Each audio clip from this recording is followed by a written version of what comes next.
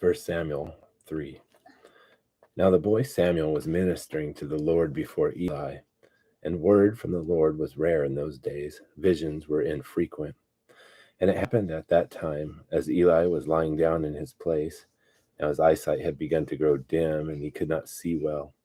And the lamp of God had not yet gone out, and Samuel was laying down in the temple of the Lord where the ark of God was. The Lord called Samuel, and he said, "Here I am."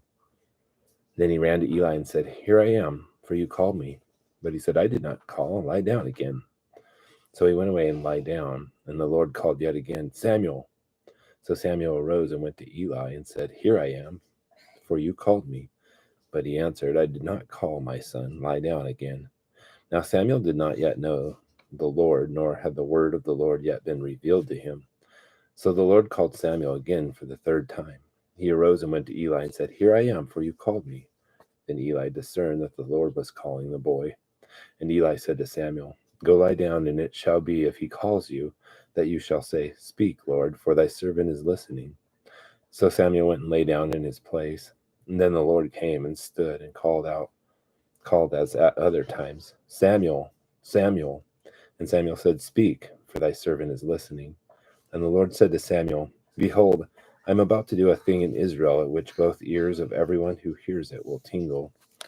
And that day I will carry out against Eli all that I have spoken concerning his house from the beginning to the end. For I have told him that I am about to judge his house forever for the iniquity which he knew, because his sons brought a curse on themselves, and he did not rebuke them. And therefore I have sworn to the house of Eli that the iniquity of Eli's house shall not be atoned for by sacrifice or offering forever." So Samuel lay down until morning, and then he opened the doors of the house of the Lord. But Samuel was afraid to tell the vision to Eli.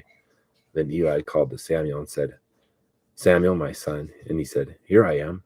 And he said, "What is the word that he spoke to you? Please do not hide it from me.